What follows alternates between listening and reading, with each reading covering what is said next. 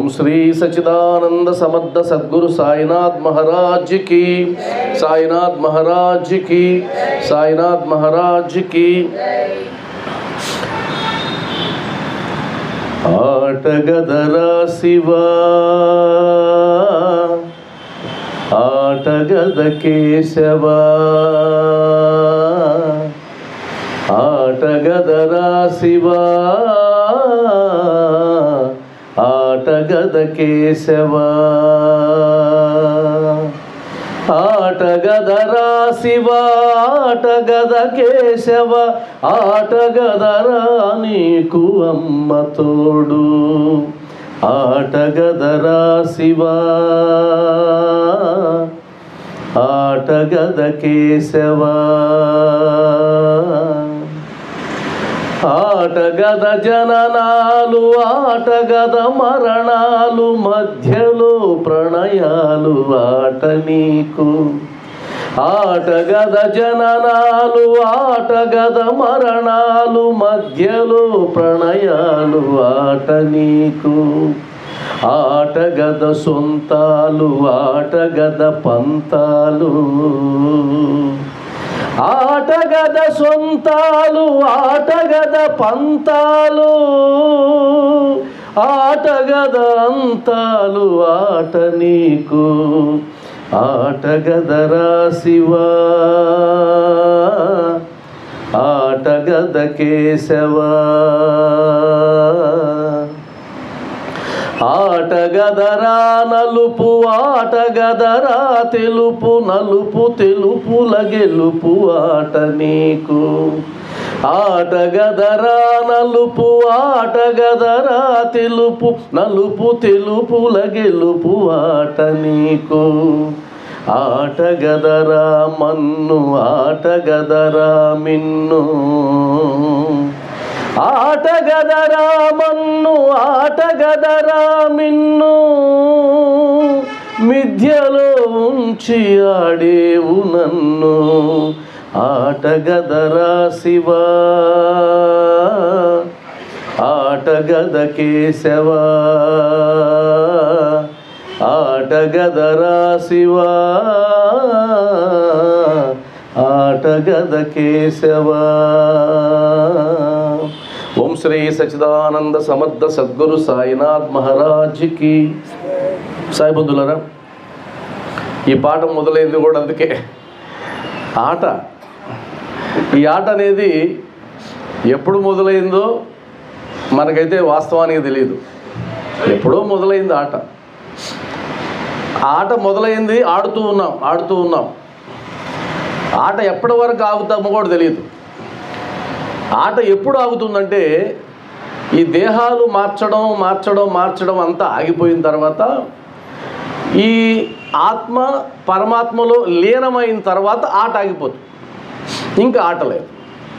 అప్పటి వరకు కిందకి దిగుతూనే ఉంటాం, మరలా వస్తూనే ఉంటాం, ఇంకొక ఉపాధిలోకి వెళ్తాం, ఒక్కొక్క ఉపాధిలో ఒక్కొక్క ఆట, రకరకాల ఆట। కాబట్టి ఈ ఉపాధిలో వీళ్ళు నా సొంతం, నా కుటుంబ సభ్యులు, ఇదంతా నాది, ఇదొక ఆట। ఆ ఆట కొద్ది రోజుల తర్వాత అయిపోయి అంతమైపోతుంది, అంతమైన తర్వాత పోతుందా మరలా ఇంకొక ఆట మొదలవుతుంది, అప్పుడు ఇంకొక ఉపాధిలోకి వెళ్తాం, మరలా అక్కడ బంధాలు, అక్కడ బంధుత్వాలు అక్కడ మొదలవుతాయి। కాబట్టి ఈ బంధాలు బంధుత్వాలు ఎంతవరకు అంటే ఈ దేహం ఎప్పటి వరకు అయితే మరలా తిరుగుతూ ఉంటుందో అప్పటి వరకు ఈ ఆట కొనసాగుతూనే ఉంటుంది। మన లక్ష్యం ఏంటి? ఈ ఆటకి కొనసాగడానికి వీలు లేదు। ఎన్నో జన్మలు కొనసాగాం, ఆ కొనసాగి మరలా వచ్చాము అంటే ఇంకా ఆట పూర్తి కాలేదు। కాబట్టి ఈ జన్మకి ఈ ఆటని పూర్తి చేయాలి అంటే ఇంతకు మించిన జన్మ లేదు। మానవ జన్మ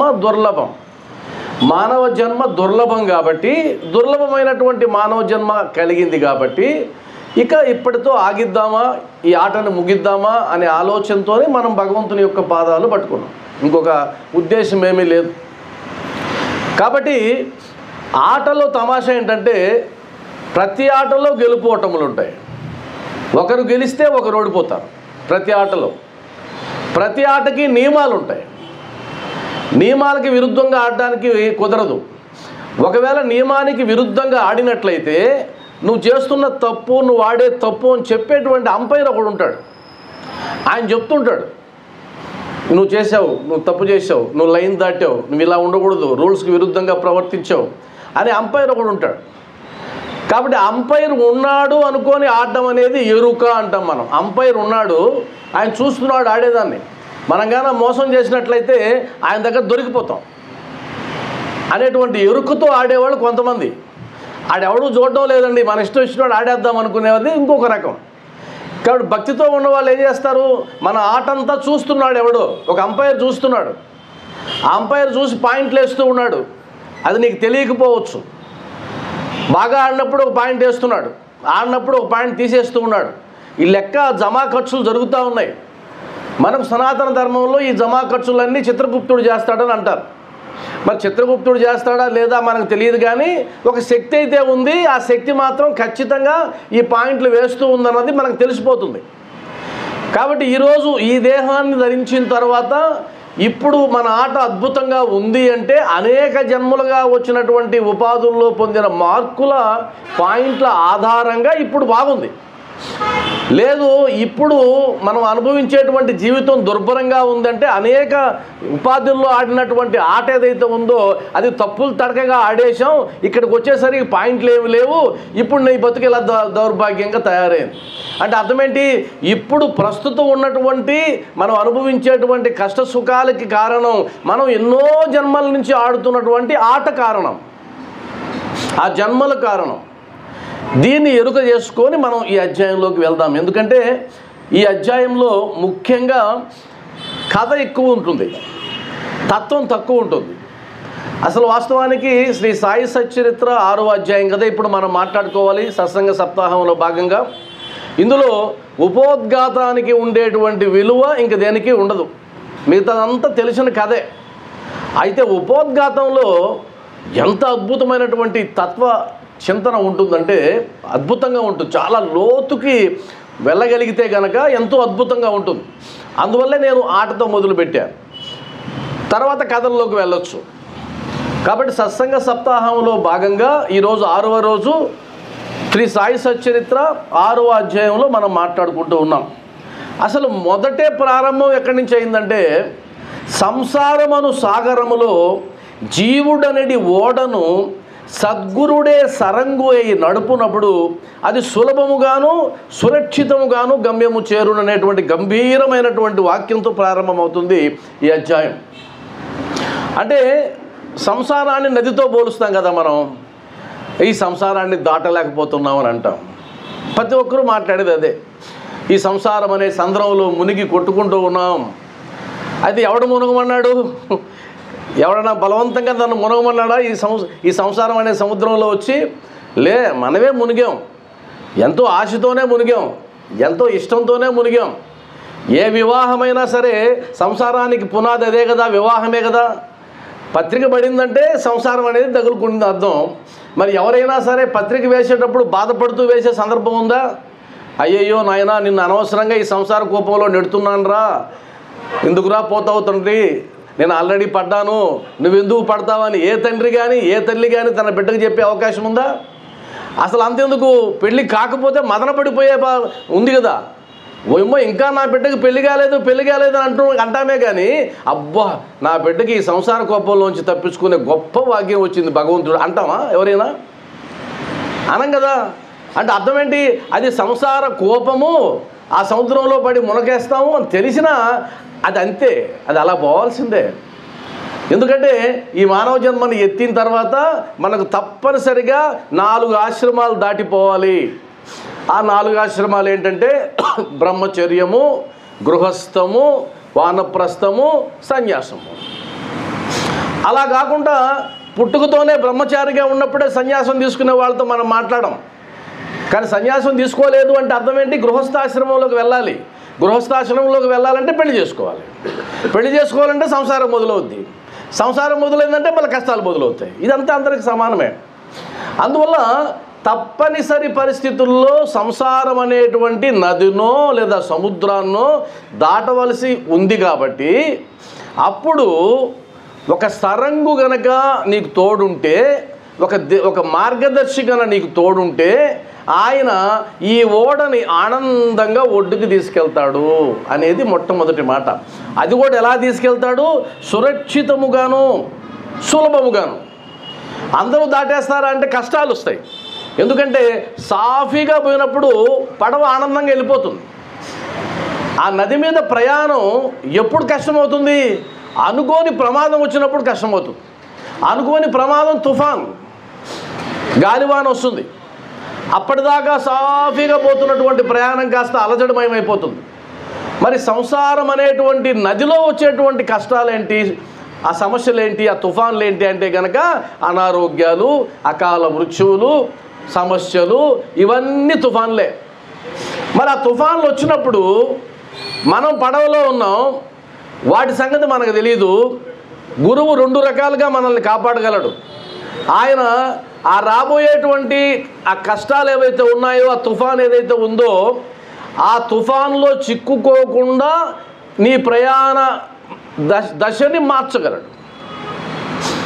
ఇలా వెళ్ళొద్దురా నాయన, ఇలా వెళ్ళావంటే నువ్వు సుడిగుండంలో చిక్కుకుంటావు, అలా కాదు, నువ్వు ఇలా వెళ్ళు అనేది ఆయన చెప్పగలడు. లేదు, ఒకవేళ వెళ్ళిపోయామనుకుందాం, వెళ్ళిపోయిన తర్వాత ఆ తుఫాను వచ్చింది, తుఫాన్లో ఇరుక్కుపోయామనుకుందాం, ఇప్పుడు ఆ తుఫాను తాకిడికి నీ పడవ ఒరిగిపోకుండా ఆనందంగా నిన్ను బయటికి తీసుకెళ్ళి వేస్తాడు, ఒడ్డుకు తీసుకెళ్తాడు. ఒడ్డుకు తీసుకెళ్ళడమే ఆయన చేసేటువంటి పని. మరి ఒడ్డుకు వచ్చేసిన తర్వాత మళ్ళీ సముద్రంలో పోవాలా వద్దా? ఒడ్డుకు వచ్చేస్తే సరిపోతుందా? ఆ ఒక్క ప్రయాణం సరిపోతుందా? లేదు, మళ్ళీ వెళ్తాం, మళ్ళా ప్రమాదం వస్తుంది. కాబట్టి మళ్ళీ ఆయన కాపాడాలి. ఇది ఎప్పటి వరకు? ఆట ముగిసేంత వరకు. అది మనం మాట్లాడుకున్నది. ఆట ముగిసేంత వరకు ప్రమాదాలు ఎప్పుడు పొంచి ఉంటాయి. అవి ఎప్పుడూ ఉంటాయి. కాబట్టి ఈయన కూడా ఎప్పుడూ ఉండాల్సిందే. గురువు ఎప్పుడు ఉండాలి? ఎప్పుడు ఉండాలి. ఉదాహరణకి టార్చ్ లైట్ ఎప్పుడు ఉండాలి? నువ్వు చీకట్లో ఎప్పుడు ప్రయాణించదలుచుకుంటే అప్పుడంతా నీకు టార్చ్ లైట్ ఉండాల్సిందే. టార్చ్ లైట్ అవసరం ఎప్పుడు? చీకట్లో వెళ్ళేటప్పుడు. కాబట్టి చీకట్లో వెళ్తున్నావు అంటే టార్చ్ లైట్ ఉండాలి. సంసారంలో వెళ్తున్నావంటే గురువు యొక్క మార్గనిర్దేశకత్వం ఉండాల్సిందే. గురువు ఉండాల్సిందే తోడు. అందువల్ల ఆయన సురక్షితముగా సులభముగా నిన్ను దాటిస్తాడు. ఎలా దాటిస్తాడు సంసారం అనేది? ఎందుకంటే మీరు గమనిస్తే సంసారం అనేటువంటి ఈ ప్రయాణంలో మనకు వచ్చే కష్టాలు 2 రకాలుగా ముఖ్యంగా గీస్తే గనక, ఒకటి అంతకుముందు సంపాదించుకున్న ఆస్తిపాస్తులు, కర్మలు అంటాం కదా మనం, అంతకుముందు సంపాదించుకున్నవి, ఇప్పుడు ఈ జన్మలో సంపాదించుకున్నవి, వాటిని మనం 3 రకాలుగా విభజించాం. అంటే సంచిత కర్మలు, ప్రారబ్ధ కర్మలు, ఆగామి కర్మలు, 3 రకాలు. మన దగ్గర ఒక నిధి ఉంది, సంచితం ఉంది, దాచిపెట్టుకున్నది ఉంది. కాబట్టి అంతకుముందు ఉన్నటువంటి దేహాలలో మనం చేసినటువంటి పాప పుణ్యాల చిట్టా ఉంది ఆడ. అదొక సంచితం బ్యాంకులో ఉంది. ఆ బ్యాంకులో నుంచి ఒక్కొక్కటి బయటకు వస్తూ ఉంటుంది, ప్రారబ్ధం వస్తూ ఉంటుంది. కాబట్టి సంచితంతో ఇబ్బంది లేదు. ఎందుకంటే ప్రతి ఒక్కరికి మోటు ఉంది, ప్రతి ఒక్కరికి అకౌంట్ ఉంది. అకౌంట్ లేని వాళ్ళు ఎవరూ లేరు. ఎందుకని ఉంది అని గ్యారంటీ చెప్పగలమంటే అకౌంట్ ఉంటేనే వచ్చాం, లేదంటే రాంగ్ కదా. అకౌంట్ లేకపోతే ఎందుకు వస్తాం? పరమాత్మలో ఐక్యమైపోయి ఉండేవాళ్ళం కదా. మరి పుట్టాము అంటే అకౌంట్ ఉంది. ఆ అకౌంట్లో మంచి ఉంది, చెడు ఉంది, పుణ్యం ఉంది, పాపం ఉంది. దాంతో ఇబ్బంది ఏమి లేదు. ఇబ్బంది అంతా దేంట్లో అంటే ఆ అకౌంట్లో నుంచి ఒకటి రిలీజ్ అవుతుంది. ఆ రిలీజ్ అయ్యేదే ప్రారబ్ధ కర్మ. ఆ ప్రారబ్ధం కూడా 2 రకాలుగా ఉంటుంది. ఒకటి నీకు ఆనందాన్ని ఇచ్చేది, ఒకటి నీకు దుఃఖాన్ని ఇచ్చేది. ఉదాహరణకి నువ్వు పెళ్లి చూపులకు వెళ్ళావు. పెళ్లి చూపులకు వెళ్ళి అంత తంతు జరుగుతూ ఉంది. ఇప్పుడు పెళ్లి చూపులకు వెళ్ళి కూర్చున్నాడు పెళ్లి కుమారుడు, పెళ్లి కూతురు అక్కడ కూర్చునింది, ఇరువైపుల బంధువులు కూర్చున్నారు. ఆ పెళ్ళి ఫిక్స్ అవుతుందా లేదా అనేది ఇద్దరికీ మధ్యలో ఉన్నటువంటి సంశయం. కానీ ఆయనకు సంశయం లేదు. ఎవరైతే దాన్ని అరేంజ్ చేస్తున్నాడో ఆయనకు తెలుసు ఇది అవుతుంది లేదా కాదు. ఎప్పుడైతే అయ్యిందో అప్పుడు ఆమె తరపున వచ్చేటువంటి ఆ సంచితం, ఈ అబ్బాయి తరపున వచ్చేటువంటి సంచితం 2 పెద్ద మూటగా తయారవుతాయి. ఇప్పుడేమో బాగుంది, అమ్మాయి అందంగా ఉంది, బాగుంది. కానీ ఆ అమ్మాయి ప్రారంధంలో అకాల మృత్యు ఉందేమో, ఆ అమ్మాయి ప్రారంభంలో అనారోగ్యం ఉందేమో, లేదా ఆ కుటుంబంలో లేనిపోని సమస్యలు ఉన్నాయేమో ఈ అబ్బాయికి తెలిసే అవకాశం లేదు. మరి ఈ అబ్బాయికి సంబంధించి ఏమున్నాయో ఆ అమ్మాయికి తెలిసే అవకాశం లేదు. మీరు బాగా గమనిస్తే ఇది కన్నా ఆ అమ్మాయికి సంబంధించి ఒక మూట ఉంది, సంచితం, ఈ అబ్బాయికి సంబంధించి ఉంది. ఇప్పుడు ఈ అబ్బాయి కనుక ఆ అమ్మాయి సెలెక్టెడ్ అన్నామంటే ఆ అమ్మాయితో పాటుగా ఇంకేమొస్తుంది? మూట కూడా వస్తుంది. కట్నం కాదు, కట్నం గురించి నేను మాట్లాడటంలే. ఆ అమ్మాయితో పాటుగా ఆ అమ్మాయి సంపాదించుకున్నటువంటి ఆ సంచిత మూట కూడా వస్తుంది. ఈ అబ్బాయి ఓకే అనింది అనుకోండి, ఈ అబ్బాయితో ఉండేటువంటి ఈ సంచిత మూట కూడా వస్తుంది. ఇప్పుడు సంసారం మొదలైన తర్వాత ఈ ప్రభావం ఒకరి మీద ఒకరికి పడి ఖచ్చితంగా తీరుతుంది. ఇప్పుడు ఒకవేళ ఆ బిడ్డలు గురు బిడ్డలైతే, గురువు మార్గదర్శకత్వంలో వెళ్ళేటువంటి కుటుంబం అయితే కనుక ఆయన ఏం చేస్తాడు? సురక్షితంగా సులభంగా దాన్ని ఒకవేళ ప్రమాదకరమైనటువంటిది అయితే కనుక విడగొట్టేస్తాడు. మనమేమనుకుంటాం, ఇది కుదరలేదండి, కుదరలేదండి. కుదిరించడు. ఎందుకు కుదిరించడు? నీకు మేలు చేసేది ఎప్పుడు వస్తుందో అప్పటి వరకు నువ్వు ఎదురు చూడాల్సిందే. ఎందుకని? నీ సంసారం ఆయన రక్షణలో ఉంది కాబట్టి, నీకు ఏదైతే మేలు జరుగుతుందో అప్పటి వరకు ఎదురు చూడాల్సిందే. దానికే శ్రద్ధ, సబూరి అనేటువంటి 2 పదాలు బాబావారు పెట్టారు. ఆ విధంగా మన సంసారంలో మనకు తెలియకుండా ఎన్నో ప్రమాదాలు పొంచి ఉంటాయి. ఆయన గనక మన మీద దయగలిగి లేదా మనకు ఆయన మీద దృష్టి కలిగితే సురక్షితముగా సులభముగా మన సంసారం అనేటువంటి దీనిని నెట్టుకురాగలడు అనేది మొట్టమొదటి వాక్యంలో ఉండేటువంటి అద్భుతమైనటువంటి అగాధమైనటువంటి తత్వం ఇది. కాబట్టి సాయి బంధువులారా, ఇప్పుడు మనం సురక్షితమైన దర్శకుడి చేతిలో ఉన్నామా లేదా? సురక్షితంగా ఉన్నాం, సులభంగా కూడా దాటే పరిస్థితులు ఉన్నాం. అయితే ఆ ఎరుక అందరికీ కలుగుతుందా అంటే చెప్పలేం. కలగవచ్చు, కలగకపోవచ్చు. ఏంటోనండి బాబా పాదాలు పట్టుకున్నాం కానీ అన్ని కష్టాలే అనేవాళ్ళు లేరా అంటే ఉంటారు. కానీ ఆ తీవ్రత ఎంతవరకు తగ్గిస్తే నీవు అలా అనగలుగుతున్నావో నీకు తెలిసే అవకాశం లేదు. పెద్దవి తప్పించి ఉండొచ్చు కదా, మనకేం తెలుసు. అదొకటి. అదేవిధంగా రెండవది, ఆయన అనుగ్రహం రకరకాలుగా వస్తుందని తెలుసు కదా మనకు. బాబావారి అనుగ్రహం ఆయన దృష్టి మన మీద పడిన వెంటనే రావచ్చు, లేదా ఆయన బోధనలు మన చెవిన పడి మన హృదయం చేరుకొని ఆ బోధనలని ఆచరించడం ద్వారా మన ప్రయాణం ఆనందంగా జరగచ్చు.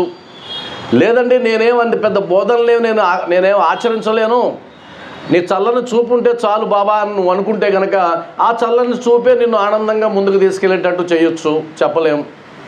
అయితే ఈ అధ్యాయంలో ఇంకొక అద్భుతమైన విషయం చెప్పారు. అదేంటంటే గురుహస్త స్పర్శ. ఇప్పుడు మీరు వెళ్ళారనుకోండి బాబా దగ్గరికి, వెంటనే ఏం చేస్తాం మనం? బాబా దగ్గరికి వెళ్ళిన వెంటనే బాబా పాదాలు పట్టుకుంటాం.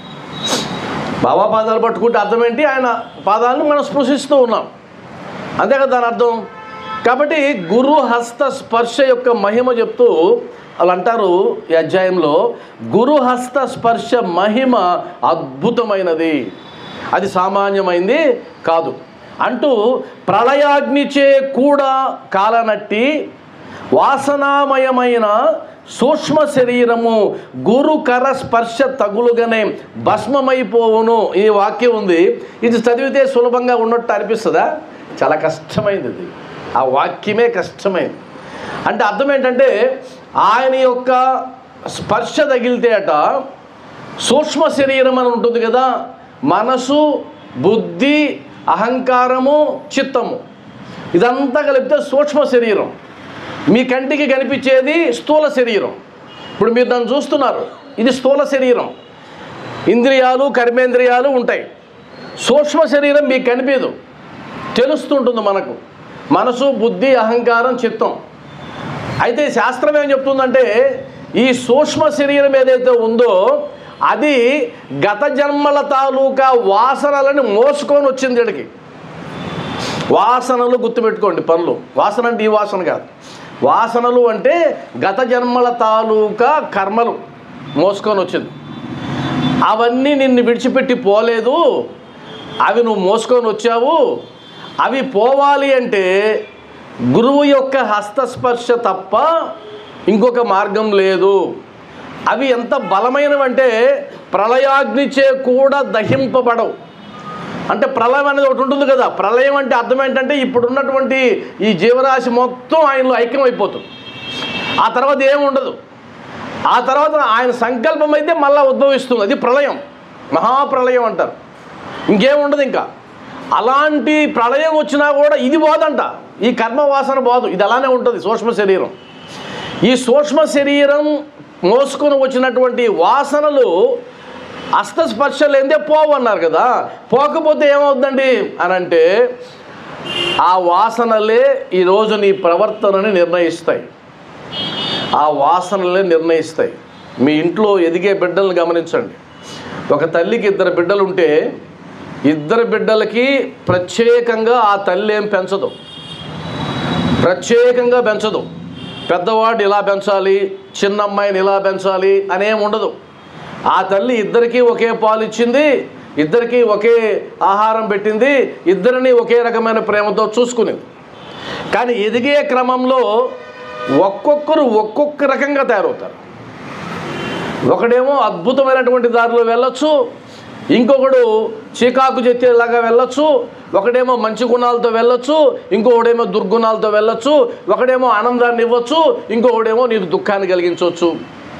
మరి కేవలం నీ పెంపకమే కారణమై ఉంటే గనక నువ్వు అలా పెంచుతావా బిడ్డల్ని? ఎప్పుడైనా పెంచలేదు కదా, పెంచవు కదా ఎవరు కూడా.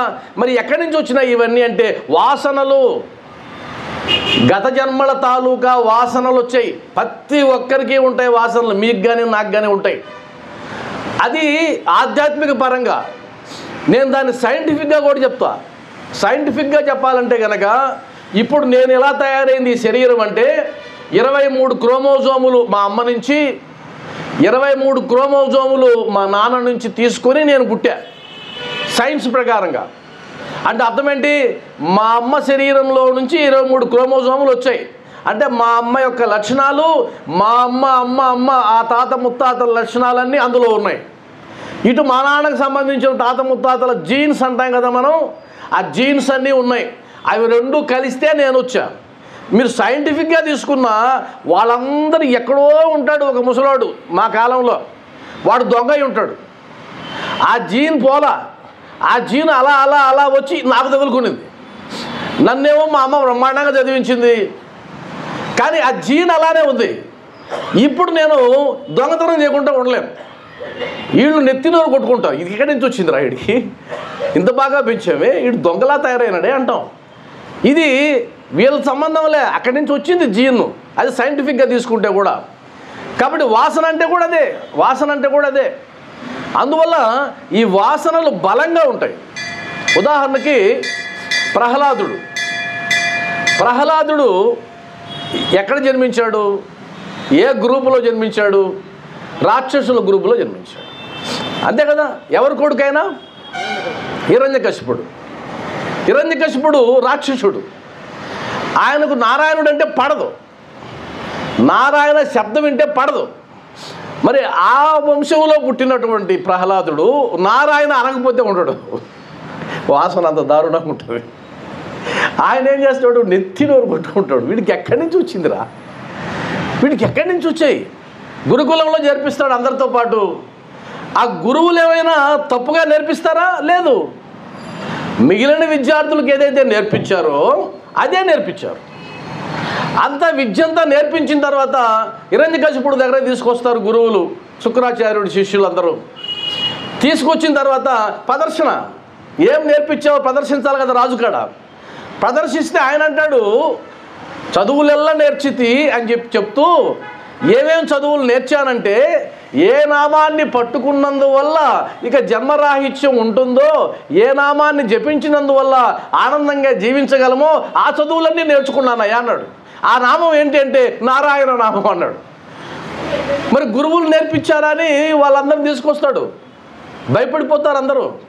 అయ్యా ప్రమాదంగా మేము నారాయణ శబ్దాన్ని చెప్పలేదు, ఈ అబ్బాయి చెప్పే చదువు అంతా మేము చెప్పలేదు, ఈ ఎక్కడి నుంచి వచ్చింది చదువు అంతా? వాసన నుంచి వచ్చింది. అమ్మ గర్భంలో ఉన్నప్పుడు నారదులు వారు వచ్చి వినిపించినటువంటి అనేక ఆధ్యాత్మిక ఆ సుగంధాలన్నీ కూడా ఈయనకు వచ్చేసాయి. ఇంకా పూర్వజన్మల్లో ఉన్నటువంటి సుగంధాలు కూడా వచ్చేసాయి. అంత దారుణంగా ఉంటాయి. ఇప్పుడు శబరిమాత గిరిజనకు సంబంధించిన ఆమె. మరి శబరిమాతకి రామదర్శనం అయిందంటే వాసన. మరి యువరాజు, అందమైన భార్య, బిడ్డ, మహా సామ్రాజ్యం, దిగుల్లేని జీవితం. ఎవరైనా బుద్ధ భగవానుడు ఒక్క క్షణంలో వదిలిపెట్టి వెళ్ళిపోయాడు సన్యాసిగా. వాసనలు.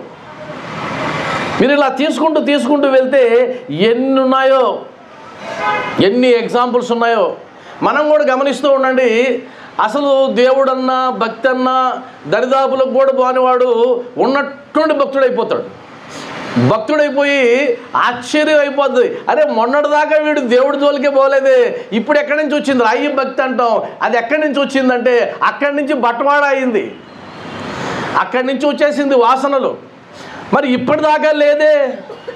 ఉదాహరణకి 40 సంవత్సరాల వరకు భక్తి లేదు, దేవుడి కాడికి పోడు.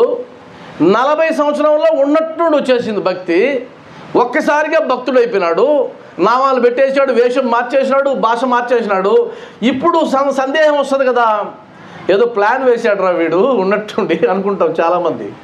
కానీ వాస్తవం ఏంటంటే అంతకుముందు జన్మల్లో చేసినటువంటి ఆ సాధన ఏదైతే ఉందో ఆ సాధన ఒక్కసారిగా నీకు ఫలం వచ్చింది, ఆ ప్రతిఫలం వచ్చింది.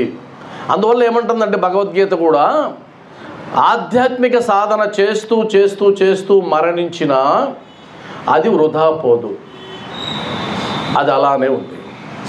ఆ బ్యాంక్ ఖాతా అలానే ఉంటుంది. ఆ తర్వాత మరలా ఇంకొక జన్మెత్తినప్పుడు అది నీకు ఉపయోగపడుతుంది అని అంటారు. మంచి ఎగ్జాంపుల్ ఏంటంటే, మనం దూర ప్రయాణం మొదలుపెట్టాం, చాలా దూరం వెళ్ళాలి. అలా వెళ్తూ వెళ్తూ రాత్రి ఒక దగ్గర విశ్రమించాం, అక్కడ నిద్రపోయాం. నిద్ర లేచిన తర్వాత మరలా ఇంతకుముందు దాటి వచ్చినదంతా మళ్ళీ వెనక్కి వెళ్ళాలన్నా? వచ్చేసాం కదా, మళ్ళీ వెళ్ళాలా వెనక్కి? నిద్రపోయాం కదండి, కుదరదు. నిద్ర లేచిన తర్వాత అంతకుముందు దాటి వచ్చింది కాకుండా ముందున్నటువంటి దారిలో కదా వెళ్తాం మనం, అంతేనా కదా?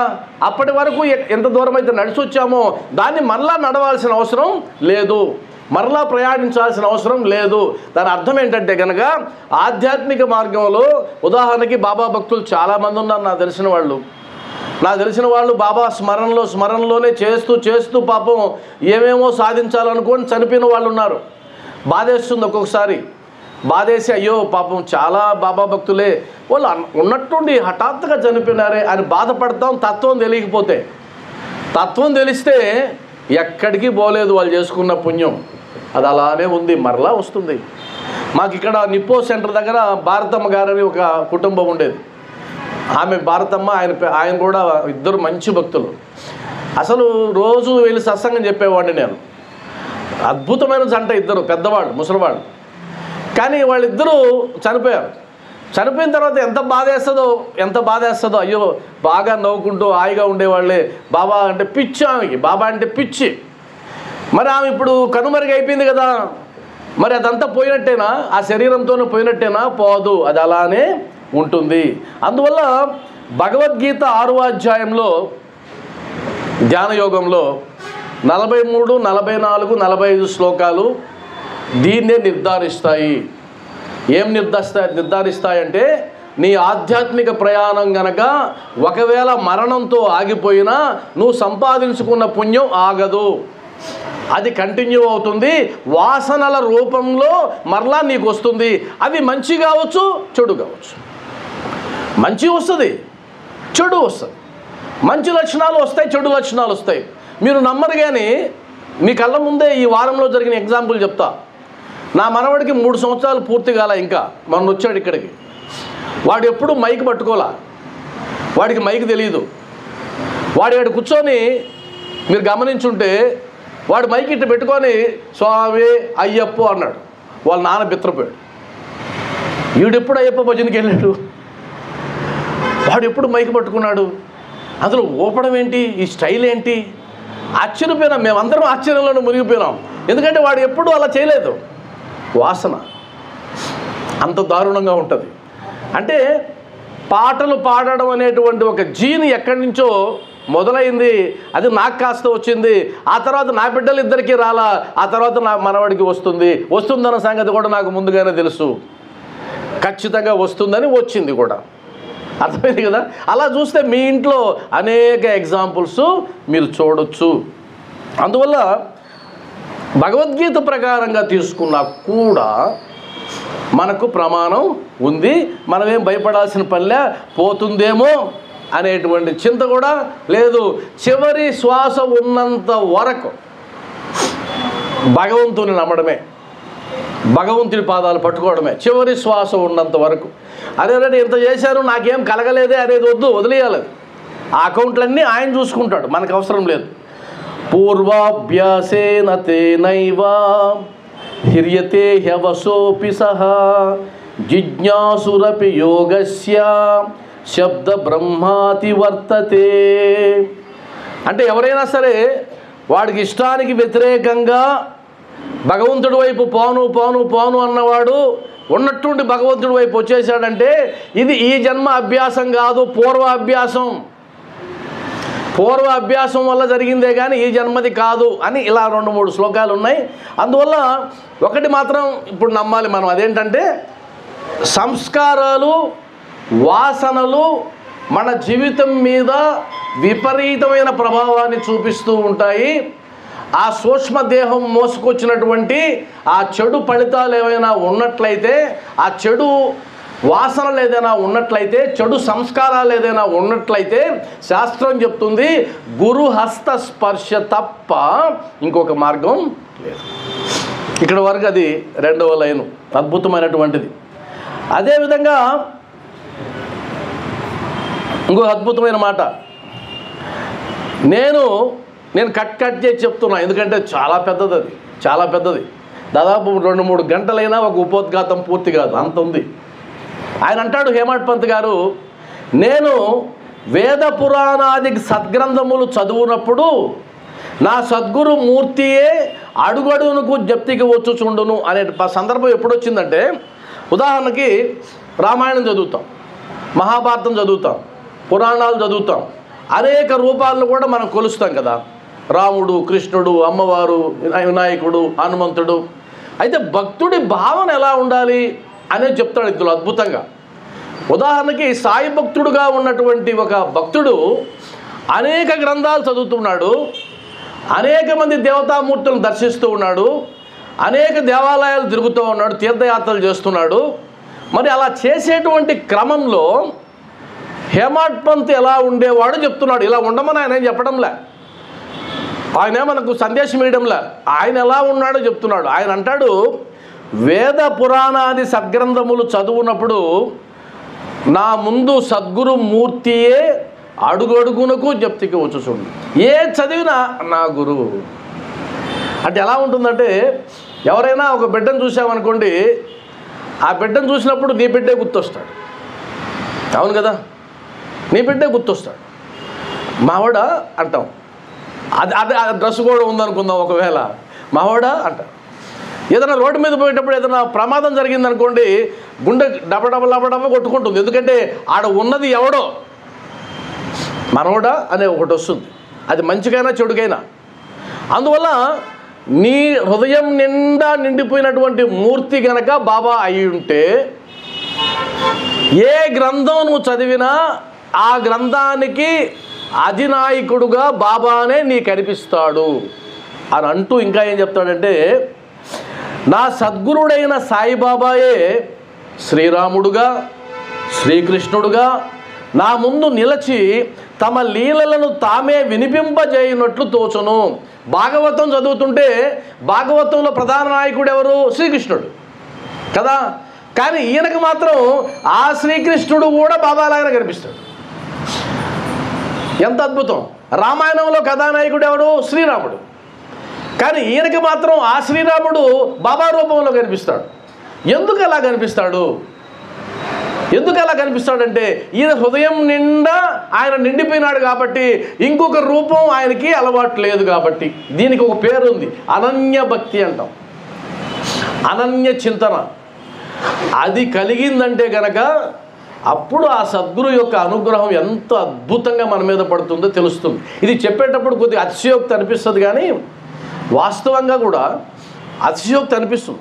మీరు నమ్మినా నమ్మకపోయినా ఏదైనా ఒక గుడికి వెళ్ళినప్పుడు అప్రయత్నంగా ఆ మూర్తిని చూసి సాయి అనేస్తాం. అప్రయత్నంగానే నువ్వు వినాయకుడి గుడికి పోయినా సాయి అనేస్తాం అంతే. మరి ఎక్కడి నుంచి వచ్చింది ఈ సాయి? అక్కడ ఉన్నది వేరు కదా. నీ హృదయం నిండా ఆయన నిండిపోయాడు. ఆయన నిండిపోయిన తర్వాత నీకు ఇంకొక పదం రాదు, వీళ్ళకే సాయి భక్తులు అని పేరు. ముద్ర వేస్తారు, సమాజం కూడా ముద్ర వేస్తుంది మనకు, వాళ్ళు సాయి భక్తులు అండి అంటారు. అంటే అర్థం ఏంటంటే వాళ్ళకి సాయి తప్ప ఇంకొకటి లేదు. ఎప్పుడూ అదే పదం అలా ఆడుతూ ఉంటుంది నాలుగు మీద, సాయి సాయి సాయి అంట.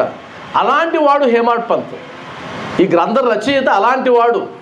అలాగా ఉండమని కాదు, ఆయన అలా ఉన్నాడని చెప్తున్నాడు అంతే. ఆయన అలా ఉన్నాడని చెప్తున్నాడు. నేను భాగవత పారాయణకు పూనుకొనగా శ్రీ సాయి ఆపాద మస్తకము శ్రీకృష్ణుని వలె కనిపించును. ఉదాహరణకి కాళీయ మర్దనం అనేది ఒక ఘట్టం చదువుతున్నాడు అనుకోండి. ఆ పడగల మీద ఉన్నటువంటి ఆ పడగల పైన చిన్ని కృష్ణుడు నృత్యం చేస్తాడు. ఈయనేమో చదువుతున్నాడు.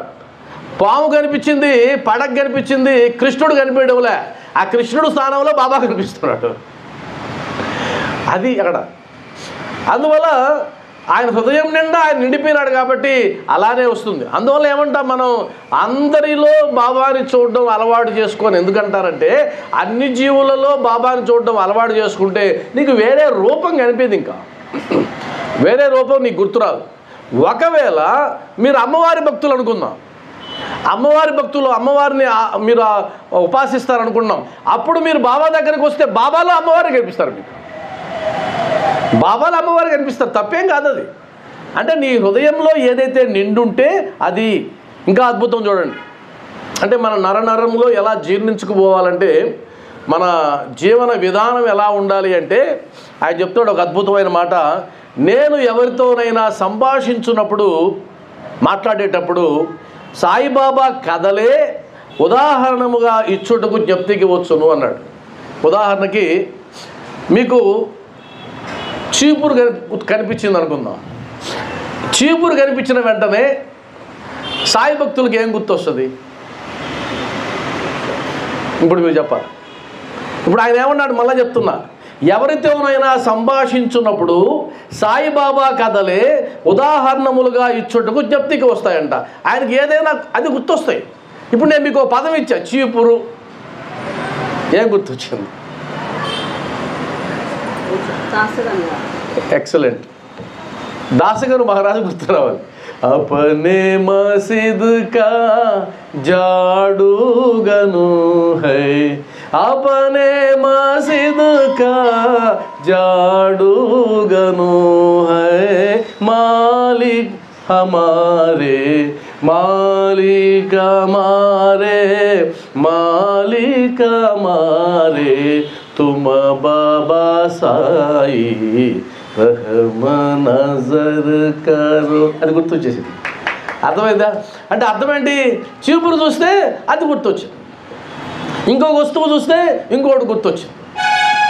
ఆ విధంగా మన జీవితంలో ఏ సంఘటన వచ్చినా సరే, ఇప్పుడు టెంకాయ గుర్తొచ్చింది అనుకుందాం, ఉదాహరణ చెప్తా. టెంకాయ గుర్తొచ్చింది, ఇప్పుడు టెంకాయ తెచ్చింది ప్రసాద్, టెంకాయ గుర్తొచ్చింది అనుకుందాం, టెంకాయ అనుకున్నా. టెంకాయ గుర్తొచ్చింది, నేను టెంకాయని ఇలా ఇలా ఆడిచ్చాను, మీకేం గుర్తొచ్చింది చెప్పండి? టెంబే స్వామి ఒకటి గుర్తు రావాలి. ఇలా ఇలా ఆడిచ్చినప్పుడు ఏం గుర్తు రావాలి?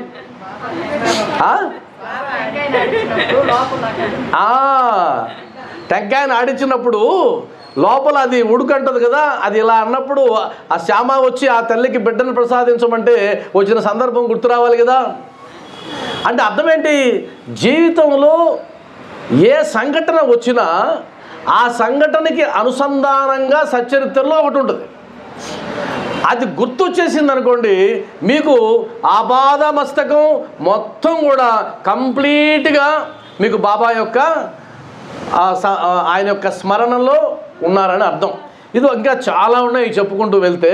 అందువల్ల గుర్తుపెట్టుకోండి, ఎప్పుడైనా సరే మీకు ఒక సన్నివేశం వచ్చినా ఇంకొకటి వచ్చినా బాబా చరిత్రలో ఏం గుర్తొస్తున్నాయో చెప్తే తెచ్చుకోండి. అలా వస్తే కనుక మీరు ఆయనతో మమేకం అయిపోయినారని అర్థం. కాబట్టి ఇది ఇది ఒక చిన్న టెస్ట్ మీకు, ఇంకా చాలా ఉన్నాయి, మీకై మీరు పెట్టుకోండి. ఆ తర్వాత, నాకై నేను ఏదైనా రాయ తలపెట్టినచో ఒక్క మాట కానీ ఒక్క వాక్యము కానీ రాయుటకు రాదు. వారి ఆశీర్వాదము లభించిన వెంటనే రచనా ధార అంతు లేనట్లు సాగును. ఇది మనకు తెలిసిన విషయమే. అంటే ఇక్కడ ఆయన రచన చెప్పాడు. వాస్తవానికి మనం మన ప్రయత్నం, అనుగ్రహం లేకుండా చేసే ప్రయత్నం అంత ముందుకు సాగదు. అలా కాకుండా ఆయనతో అనుగ్రహాన్ని పొందిన తర్వాత వచ్చేటువంటి మనం చేసే ప్రయత్నం అలా ధారావాహికంగా వెళ్ళిపోతూ ఉంటుంది. మీకు అనుభవం అనేక సందర్భాల్లో వస్తుంది. ఒక పనిని మొదలు పెట్టాలంటే మీ వల్ల కాదు, ఒక్కోసారి ఎన్నో ప్రయత్నాలు చేస్తారు. ఇది మొదలు పెట్టాలి, చేసేయాలి, కాదు, కుదరదు. కానీ ఆయన అనుగ్రహం పడింది అనుకోండి, అనుకోకుండా వెళ్ళిపోతూ ఉంటుంది. మీకు అసలు అర్థమే కాదు, అలాగా అంత అద్భుతంగా. నేను ఒక 2 పుస్తకాలు రాసా బాబాకు సంబంధించి. సాయి మనకు తోడుంటే అనే ఒక గ్రంథాన్ని, ఈ మధ్య సాయిబాబా దేవుడు ఎలా అయ్యాడు 2 రాశాం కదా. ఆ మొదటి గ్రంథం రాసినప్పుడు ఒక శ్లోకం అవసరమైంది. ఆ శ్లోకం నాకు ఎక్కడా కనిపించడంలే. ఆ శ్లోకం కానీ రాస్తే అద్భుతంగా సరిపోతుంది. సచ్చరిత్ర మొత్తం తిరిగేశాను, నా దగ్గర ఉన్న పుస్తకాలన్నీ తిరిగేశాను, దొరకలా. చివరికి ప్రింటింగ్కి వెళ్తుంది. టౌన్ హాల్ దగ్గర ఎదురుగా గోపి ప్రెస్ అని, అక్కడ ప్రింటింగ్ జరుగుతూ ఉంది. మనసులో ఏమో ఒక శ్లోకం ఉంటే బాగుండి అనిపిస్తుంది, కుదరలా. ఆ రోజు ఉదయాన్నే 9 గంటలకి ఆయన వస్తానన్నాడు. నేను 9 గంటలకు వెళ్ళా, రాలా. సరే, ఎదురుగా లైబ్రరీ ఉంది, టౌన్ హాల్ లైబ్రరీ. అక్కడికి వెళ్ళి కాసేపు కూర్చుందామని వెళ్ళాను. అక్కడ ఒక పెద్ద ఆయన ఉంటాడు. ఆయనకు చెప్పాను, ఒక అరగంట చూసే అవకాశం ఉంది, చూడొచ్చు అంటే, మీ ఇష్టం పోండి అన్నాడు. పాత గ్రంథాలు ఏ పక్క ఉంటాయని అడిగా. ఒక మూల చూపించాడు, అక్కడ బోర్డు ఉన్నాడు. మీరు ఆశ్చర్యపోతారు. పాత పుస్తకాలు ర్యాక్ నిండా ఉంటే అలా నిలబడుకొని ఆ మధ్యలో బాగా చిరిగిన పుస్తకం ఒకటి తీస్తే తీసుకొచ్చి ఆయన టేబుల్ మీద పెట్టి ఇలా అంటే ఆ శ్లోకం ఉంది. ఎలా సాధ్యం? అసలు ఊహించను కూడా మన వల్ల కాదు. అది ఒక్కొక్కసారి ఏమైపోతుందంటే దిగ్భ్రమ. అరే, ఎవరెవరో ఏవేవో అనుభవాలు చెప్తుంటారు, నమ్మం మనం. ఇదేంటిది? ఇలాంటి ప్రతి ఒక్కరి జీవితంలో ఉంటాయి. ప్రతి ఒక్కరి జీవితంలో మీరు ఎంతమంది సాయి భక్తులు ఉన్నారో అంతమందిని కదిలించండి, ఇంకా ఆశ్చర్యపోయేటువంటి లీలలు మీకు చెప్తారు. దాని అర్థం ఏంటి అంటే, నీ హృదయంలో ఆయన ఉండిపోయినప్పుడు నీకు ఏది అవసరమో నీకంటే ముందు ఆయనకే తెలుసు. నీకు బాహ్యంగా ఉన్నప్పుడు నువ్వు అడుక్కోవాలి, బాబా నాకు ఇది కావాలి, బాబా నాకు ఈ కష్టం వచ్చింది, బాబా నన్ను గమనించు. ఎప్పుడు నీకు బాహ్యంగా ఉన్నప్పుడు, నీలోనే ఉన్నప్పుడు నువ్వు అడగాల్సిన కర్మ ఏంటి? నీకంటే ముందు ఆయనకే తెలుస్తుంది. ఎందుకంటే నీ సంకల్పం వేరు, ఆయన సంకల్పం వేరు కాదు, 2 ఒకటే. నువ్వు ఆలోచిస్తే ఆయన ఆలోచించినట్టే, నువ్వు మాట్లాడితే ఆయన మాట్లాడినట్టే, లేదా ఆయన మాటలే నువ్వు మాట్లాడుతున్నావు, లేదా ఆయన ఆలోచనలే నువ్వు చేస్తున్నావు. ఇంత అద్భుతంగా ఉంటుంది బాబా యొక్క ఫిలాసఫీ. అందువల్ల ఏదైనా ప్రయత్నం చేసేటప్పుడు మనం 2 కోరుతాం బాబాని. బాబా, నీ అనుమతి, నీ ఆశీర్వాదం. 2 సపరేటా? 2 సపరేట్. ఎలా సపరేట్ చెప్తాను చూడండి. అనుమతి అంటే ఆ పనిని ప్రారంభించవచ్చా, ప్రారంభించకూడదా? అనుమతి. ప్రారంభించవచ్చు, అయిపోయింది. ఆశీర్వాదం దేనికి? ప్రారంభించిన తర్వాత వచ్చేటువంటి ఆటంకాల కోసంగా ఆశీర్వాదం కావాలి. అందువల్ల 2 పదాలు వాడారు, సచ్చరిత్రలోనే వాడారు. బాబావారి అనుమతి, ఆశీర్వాదం అనే 2 పదాలు నేను వాడింది కాదు, సచ్చరిత్రలోనే వాడబడింది. ఆ తర్వాత అలాగా నిండిపోయిన తర్వాత, బాబా అంతా మన హృదయంలో నిండిపోయిన తర్వాత, ఒకవేళ తెలుసో తెలియకో అహంకారంగాన పొడసూపితే, ఎందుకంటే బాబావారి అనుగ్రహం మన మీద పడిందంటే అర్థం ఏంటి? మనం వృద్ధిలోకి వస్తాం. చేస్తున్న పనిలో కానీ లేదా జీవితంలో కానీ కాస్త డెవలప్మెంట్ అనేది ఉంటుంది. ఒక్కొక్కసారి ఆ అభివృద్ధి నీ కళ్ళకు పొరలు గమ్మేటట్టు చేస్తుంది. అప్పుడు బాధ్యత ఎవరు తీసుకుంటారు? అహంకారాన్ని ఎవరు పోగొడతారు అంటే ఎవరు పోగొడతారు? మరలా ఆయనే పోగొడతాడు. అందుకని మీకు ఒక కథ ఉంది కదా, భగవంతుడి యొక్క పని ఏంటంటే, భగవంతుడి యొక్క పని ఎవరిని ఎక్కించాలి, ఎవరిని దించాలి, ఇదే పని అయింది. మనకు పరమపద సోపానం ఉంది కదా, పరమపద సోపానమే అద్భుతమైన ఎగ్జాంపుల్. అది పరమపద సోపానంలో మొదలవద్దు సున్నాతో, ఎక్కడో పైన ఉంటుంది పరమపదం పైన ఉంటుంది. ఇక్కడి నుంచి ఆట నడుస్తూ ఉంటుంది. నీ కాయిన్స్ పడుతూ ఉంటాయి, దయాలు వేస్తూ ఉంటారు. ఆ దయాలు వేసే కొద్ది పోతూ ఉంటాయి. నిచ్చెన వచ్చిందంటే ఎక్కుతూ ఉంటావు, పాము వచ్చిందంటే కిందకు వస్తూ ఉంటావు. అలా ఎక్కడం ఉంటుంది, దిగడం ఉంటుంది. ఎవరో ఒకరు కానీ పైకి వెళ్ళరు. ఇంకా విషయం ఏంటంటే, మీరు ఆ పాముల పట్టీని గమనించండి. పాముల పట్టి పెద్ద పాము ఎక్కడ ఉంటుంది? పెద్ద పాము పరమపదానికి ఇంక వెళ్తావు అనగా ఉంటుంది. ఒక 4-5 గడుల మధ్యలో ఉంటుంది పెద్ద పాము. అది కానీ మింగిందంటే మరలా కిందకు వస్తాం. అది అహంకారం వచ్చినప్పుడు ఆ పాము నోట్లో పడేటట్టు చేస్తాడు బాబా. చేసి నువ్వు ఎక్కడైతే మొదలుపెట్టావు ప్రస్థానాన్ని ఆడ తీసుకొచ్చి ఇంకాస్త కిందకి తీసుకొచ్చి వదిలిపెట్టి, అయిందిరా నీకు బాగా అహంకారం దిగిందని అలా కోప్పడడు, అలా ఊరకుంటాడు. మరలా నీలో మార్పు వస్తే మరలా ఎక్కిస్తాడు. అందువల్ల భక్తునిలో అహంకారము విజృంభించగానే బాబా దానిని అణచివేయును రాశారు. దీంట్లో అహంకారం వచ్చిందంటే అణచిపరేస్తాడు, దాంట్లో డౌటే లేదు. మనమేమనుకుంటామంటే వాడు అంత అహంకరించున్నాడు, దేవుడు చూస్తూ ఊరుకున్నాడేంట్రా అనుకుంటాం. మనం కామెంట్ చేస్తాం, దేవుడు చూస్తూ ఉన్నాడు, గుడ్డివాడండి దేవుడు, వాడు అంత దుర్మార్గుడు, ఆ విధంగా దుర్మార్గాలు చేస్తున్నాడు, వాడేమో ఎదుగుతూ ఉన్నాడు, ఎలా ఇది? కాదు, నీకు అనిపిస్తుంది ఎదిగినట్టు. అది పూర్వజన్మ సంచితం, వాసనలు. అక్కడేదో సంపాదించుకొచ్చాడు కాబట్టి అలా వెళ్తున్నాడు. అది ఏదో ఒకప్పుడు ఖచ్చితంగా పడి తీరుతాడు. నేనైతే నమ్ముతానండి ఖచ్చితంగా. మీరు గనక భగవంతుని పాదాలు పట్టుకున్న తర్వాత అహంకరిస్తే మరలా పుట్టగతులుండు. రాకముందు దేవుడు ఆయన పాదాలు పట్టుకున్న తర్వాత, ఆయన అనుగ్రహాన్ని సంపాదించిన తర్వాత, ఇదంతా నాదే అనుకొని ఎవరైతే మిడిసి పడతాడో వాళ్ళందరూ పతనం అయిపోయి ఉన్నారు. చరిత్రలో చూసుకోండి, కావాలంటే పతనం అయిపోయారు. భగవంతుడు ఇచ్చాడు అనుగ్రహం, దాన్ని ఉపయోగించుకోవాలా, చివరికి తీసుకెళ్ళి పెట్టాడు, ఏడవ పెడతాడు. ఉదాహరణకి మన బాబాకు సంబంధించి కూడా గమనించండి. బాబాకు సంబంధించి కూడా అనేక మంది గురువులు తయారైనారు, అద్భుతంగా తయారైనారు. మరి ఎక్కడో ఉండాల్సిన గురువుని తీసుకొని వచ్చి జైలు పాలు కాబడ్డాడంటే అది బాబా యొక్క అనుమతి లేకుండా అవుతుందా? టచ్ చేయగలరా? బాబా ప్రవచనాలు చెప్పేటువంటి ఒక గురువుని టచ్ చేసే అవకాశం ఉంటుందా? మరి వచ్చారు, అరెస్ట్ చేశారు, లోపలేశారు అనుకుందాం, ఉదాహరణ చెప్తా, అది ఎవరైనా కానీ. అంటే అర్థం ఏంటి? బాబా వారు ఆయనకి ఇచ్చినటువంటి ఆ అనుగ్రహాన్ని తీసి పడేయాలనుకున్నాడు, అయిపోయింది అంతే. అది ఎవరైనా సరే. ఆశారాం బాపూజీ తెలుసు కదా మనకు, సామాన్యుడు. ఆయన ఏమన్నా ఒకప్పుడు లక్షల మంది సత్సంగానికి కూర్చునేవాళ్ళు, లక్షల మంది. ఆయన సత్సంగం చెప్తే లక్షల మంది ఉండేవాళ్ళు. అలాంటి వాడు ఏమైపోయాడు? జైలు ఓచలు లెక్క పెట్టాల్సి వచ్చింది. మరి ఎందుకు? ఇక్కడ 2 సిద్ధాంతాలు మనకు వస్తాయి. వాడు కర్మ ఫలితాన్ని అనుభవించాల్సిందే, లేదా ఆ అహంకారం పట్టుంటే కనుక అది దిగాల్సిందే, తప్పదు ఎవరికైనా. అది మీకైనా ఒకటే సూత్రం, నాకైనా ఒకటే సూత్రం. అహంకారం వచ్చిందా మన పతనం మొదలయ్యింది. అణిగి ఉండడమే, నమ్రతగా ఉండడమే, వినయంతో ఉండడమే ఎప్పటికీ శ్రేయస్కరం. భగవంతుని పాదాల ముందు ఉండడమే శ్రేయస్కరం.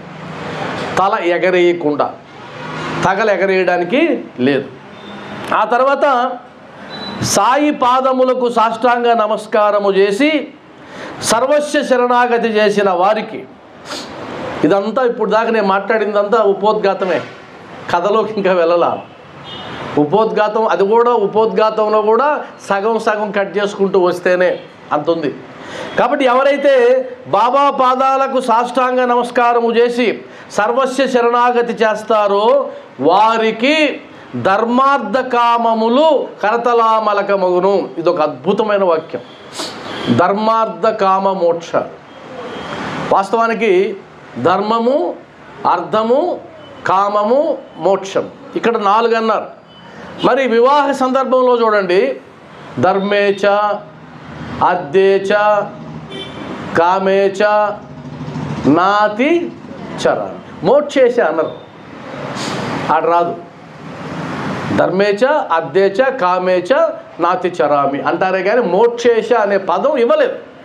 ఎందుకు ఇవ్వలేదంటే మోక్షాన్ని సంపాదించడం అన్నది వారి యొక్క వ్యక్తిగత విషయం. దాని బాధ్యత తీసుకోడు, భర్త కూడా తీసుకోడు, భార్య కూడా తీసుకోదు. కానీ గురువు మాత్రం 4 ఇస్తాడు. అది గొప్పతనం. నీ భర్త పట్టించుకుంది, నీ భర్తకి సాధ్యం కానిది, నీ భార్యకు సాధ్యం కానిది గురువుకు సాధ్యమవుతుంది. అందువల్ల ధర్మార్థ కామ మోక్షాలని ఆయన కరతలామలకలం చేస్తాడు. అంటే అర్థం ఏంటంటే సులభంగా నువ్వు ఆ నిత్యం దాటేస్తావు, సులభంగా వెళ్ళిపోతావు, కరతలామలకం అయిపోతుంది. ఎందుకు సులభం? అందరికీ ఇది సాధ్యం కాదు కాబట్టి. అసలు వాస్తవం రేపు నాకు సాధనా సత్సంగాల్లో 25, 26, 27 తేదీల్లో మీకు ఒక విషయం చెప్తా. ఆయనకు ఆ విషయాన్ని ఎలా చేరవేయాలా అని నేను దాదాపు ఎన్ని రోజుల నుంచి అనుకుంటున్నాను.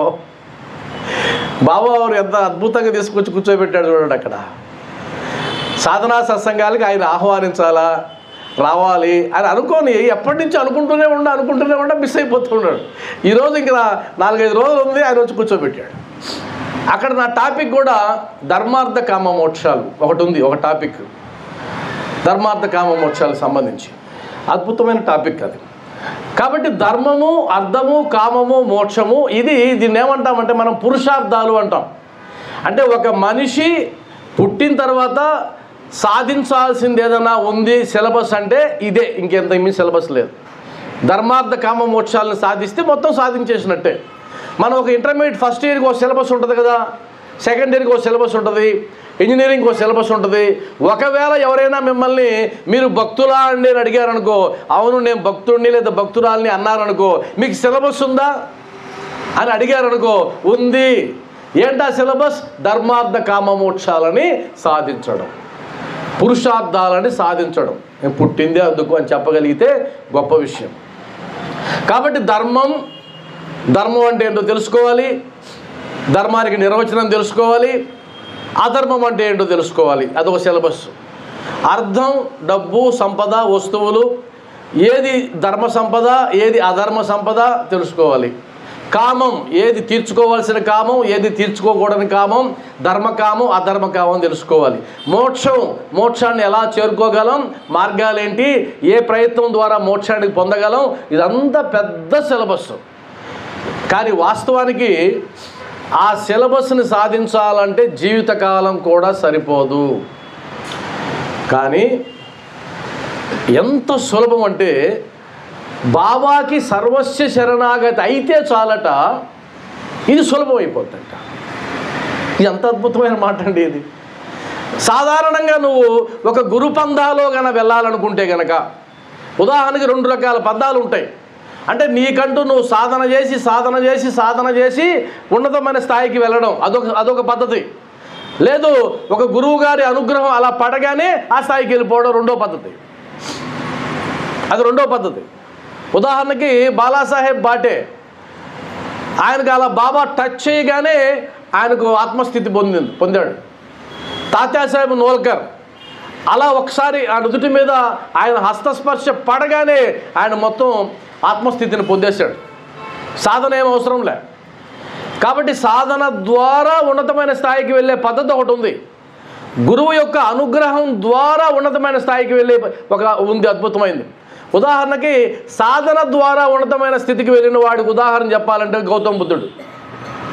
గౌతమ బుద్ధుడు సాధన చేశాడు. 12 సంవత్సరాలు సాధన చేసి ఆయన ఆత్మస్థితిని చేరుకున్నాడు. కానీ సాధారణంగా ఇంకొక పద్ధతి ఉందని చెప్పా కదా, ఇదంతా రెండో పద్ధతి.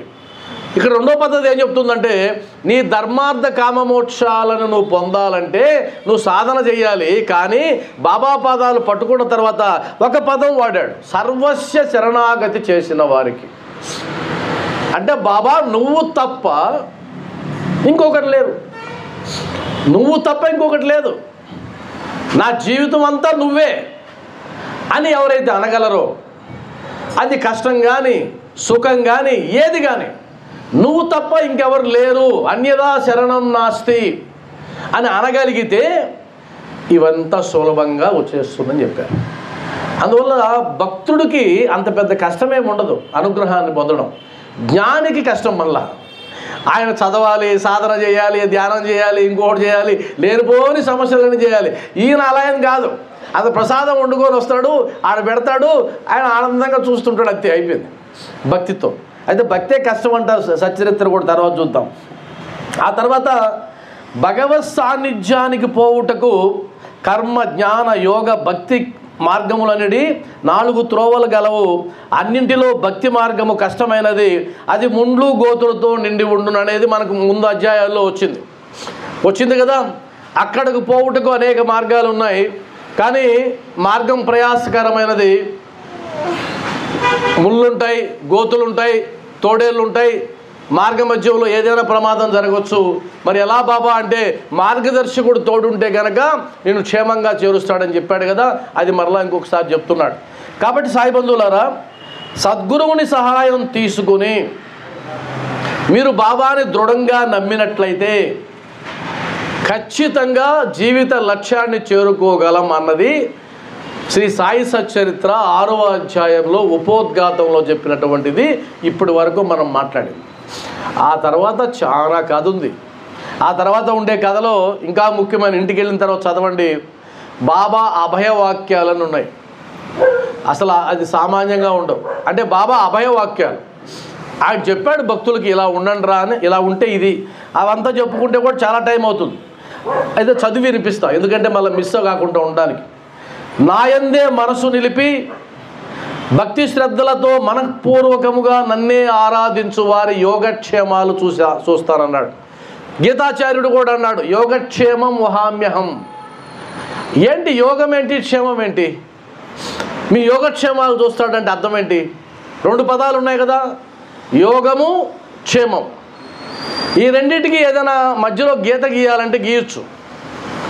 ఏంటి ఆ గీత అంటే, యోగము అంటే నీకు అవసరమైనది సమకూర్చడం, క్షేమము అంటే సమకూర్చిన దాన్ని కాపాడటం. ఈ 2 ఒక గీత గీయచ్చు. నీ యోగక్షేమాలు చూస్తాను అంటే నీకు ఏది అవసరమైతే అది నేను ఇస్తాను, ఇచ్చి ఊరుకోను, అది జాగ్రత్తగా నీకు ఉపయోగపడేటట్టు, అది నీ దగ్గరే ఉండేటట్టు కూడా చూస్తాను అని భగవంతుడు చెప్పడాన్ని యోగక్షేమాలు అని అంటారు. కాబట్టి బాబావారు యోగక్షేమాలు చూస్తాడు అని అంటూ చాలా ఉన్నాయి. బోరు కొడుతుందా? నిద్ర వస్తుందా? వినాలనిపిస్తుంది. నిజమేనా?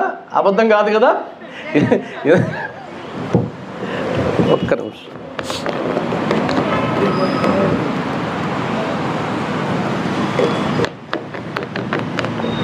ఎందుకంటే ఈ అధ్యాయంలో పెట్ట కథలు లేవు, మామూలు కథలు లేవు, మొత్తం తత్వమే ఉంది. కాబట్టి కాస్త పెయిన్ ఉంటుంది, అయినా భరిస్తే ఉపయోగమే. ఇంకొక మంచి మాట కూడా చెప్తాడు. మనందరికీ ఉండే తపన ఏంటంటే, ఎక్కువ మందికి ఉంటుంది, పైన కాస్త బాబావారు ఒక అందలం ఇస్తే వాళ్ళకి ఎక్కువ ఉంటుంది. అదేంటంటే, ప్రపంచములోని కీర్తి ప్రతిష్టలకై పాకులాడుట మాని, ప్రపంచంలో ఉండే కీర్తి ప్రతిష్టలు పొగిడే వాళ్ళు ఉంటారు కదా, మాని దైవము యొక్క దర్బారులో మన్ననలను పొందుటకు, భగవంతుని కరుణా కటాక్షములు సంపాదించుటకు ప్రయత్నించుము.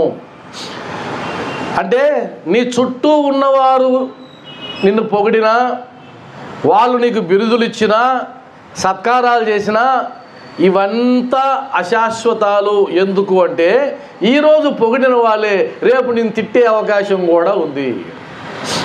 కాబట్టి ఇవంతా అశాశ్వతం. ఏది శాశ్వతం? ఏదైతే భగవంతుడి దర్బారులో స్థానం కావాలి. సచ్చరిత్రలో బాబావారు ఒక మాట అంటాడు, నా దర్బారు జనులు వస్తున్నారు అని. చివరి అధ్యాయాల్లో వస్తుంది.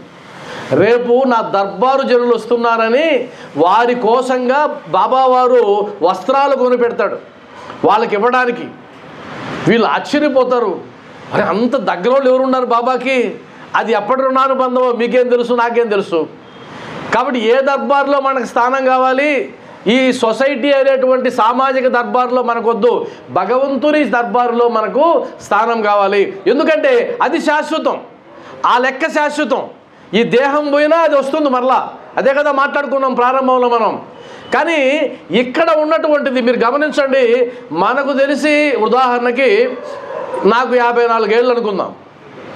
ఈ 54 ఏళ్ళగా నేను చాలామందిని చూసుంటాను కదా.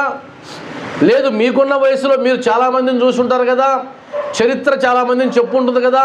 మీరు ఏం తీసుకున్నా సరే, ఎంత గొప్ప వాళ్ళనైనా సరే చరిత్ర మర్చిపోతుంది. నిజమా కాదా? పైగా కాలం గడిచే కొద్దీ అప్పటి వరకు సంపాదించుకున్న పేరు ఉల్టా అయ్యే అవకాశం కూడా ఉంది. ఉదాహరణకి మన జాతిపిత ఎవరు జాతిపిత?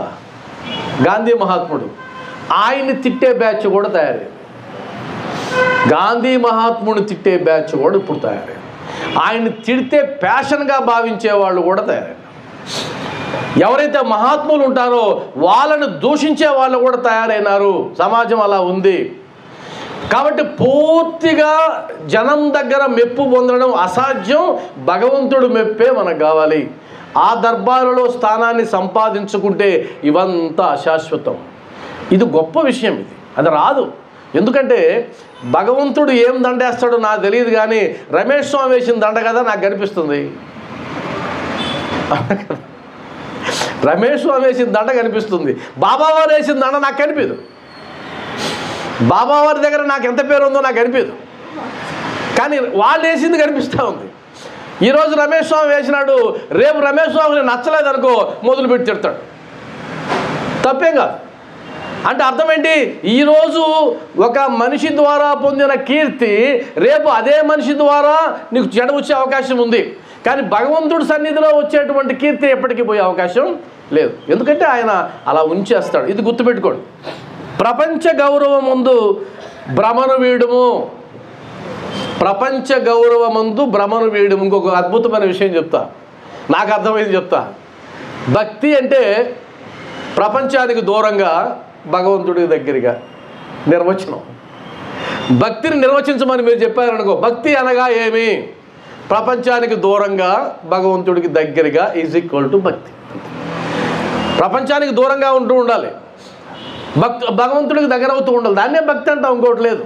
కాబట్టి ప్రపంచమందు తగులుకును భ్రమను వీడుము. అవి ఒక్కొక్కటి నువ్వు వదులుకుంటూ పోకపోతే ఆయన ఏదో ఒక రోజు కట్ చేస్తాడు. ఆయనే ముడేసేవాడు కాదు భగవంతుడు. మనం అనుకుంటాం భగవంతుడు ముడేస్తాడని. ముడేసేవాడు కాదు, ఆయన తీసేస్తాడు. అయితే వెరైటీ ఏంటంటే, చనిపోయిన తర్వాత బంధాలు తెగిపోతే మనం దానికి వ్యతిరేకంగా బంధాలు వేస్తాం కాలుకి.